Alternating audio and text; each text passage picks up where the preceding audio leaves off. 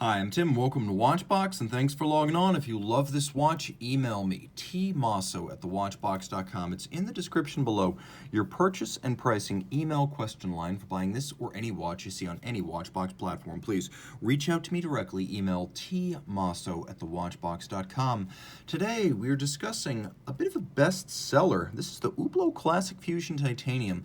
The Classic Fusion collection was created in the 2000s as sort of point of entry to the Hublot brand, the assumption being that people would ultimately buy a Big Bang or a King Power.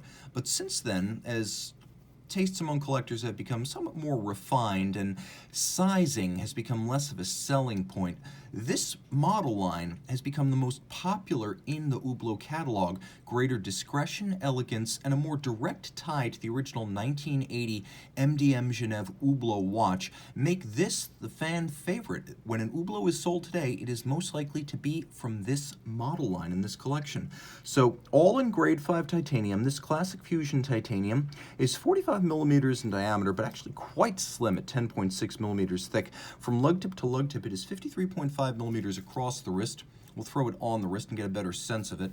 Made mostly of rubber, sapphire, and titanium with a little bit of resin added. This is a particularly light watch on the wrist, and it's very flat. It has no problem fitting underneath the cuff. The timepiece is broad across the wrist, but you can see how the edges of the case are canted down. So even though this is a 45, I think you could still wear it on a 14 centimeter circumference wrist. Part of that is the lightness of it, and part of that is the shape of the lugs themselves, easily sliding underneath the cuff. And here's your overhead shot. You can see it's out to the edge of my wrist, but it doesn't look particularly awkward. The further you get away from the camera, the better it looks proportionally.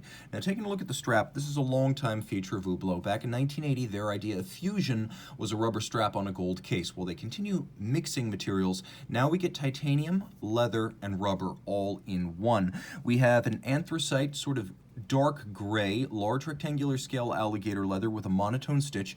It's attached to a molded rubber strap, and you can see this is a brand new Hublot factory strap. We have a buckle, as you can see, in outstanding condition with the original shipping cap still on it. Twin trigger release, and then you can see the Hublot H pattern inside the chassis. A combination of satin and polish, so the detailing is inside as well as outside. We have those H-shaped Hublot bolts. Twin trigger release, so you can't accidentally pop this one open. It's not friction fit. You have to press both triggers to open it. Stuff the strap in there, tuck it underneath. That's how you size it. There are no loops necessary outboard. All excess length is tucked underneath the clasp, so it creates a very clean as well as secure clasp design. Taking a look at the case, you can see this is probably the model line, the Classic Fusion, that is closest in terms of proportion and detail to the original product of a company once known as MDM Genève.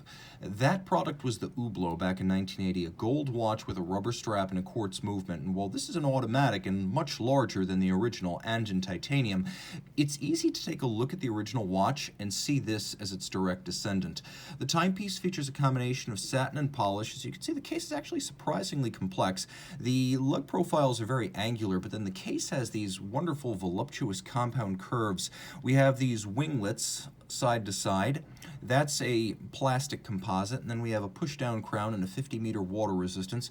The flanks of the bezel are polished, and you can see that the hoods of the lugs are satinated. We have more of those H-pattern bolts on the lugs holding the strap in place, and then still more atop the bezel. The bezel is polished outboard, satinated vertically on the top, and then we have a dial in anthracite or ardoise that has a sunburst pattern with a deep sunburst grain radiating out from the center. The indices, as well as the hands, are steel and rhodium plated for bright shine and contrast, and faceted to allow the light to twinkle across the surface of this dial. The watch does feature an H-style counterweight for its lancet-style seconds hand. We have baton, hour, and minute hands that are faceted down their center for better contrast, and then we have a hacking seconds function. We also have a quick set date function. The movement is a Sellita SW301 in top grade, which is just one removed from chronometer. It's a very high grade of SW300. The SW300 is patterned after the ETA 2892A2, so the specifications are very similar. Automatic winding, bidirectional action, 42-hour power reserve, 4 Hz beat rate, quick set date, stop seconds, and as you can see, this one pivots on 25 joules, a 2892 is somewhat different. It has 21 jewels. This is a little bit more heavily jeweled. There are some differences in detail in the architecture, but in terms of size, thickness, and performance, they're basically identical. This timepiece is handsome, graceful, and suited to a smaller wrist. These are all traits you would not ordinarily associate with Hublot timepieces, but perhaps the Big Bang and the King Powers of the world have had their day, and the future, as well as perhaps the past, belong to this design. Once the Hublot from MDM Genève, today the Classic Fusion and the bestseller. Reach out to Team Mosso of thewatchbox.com for purchase and pricing details.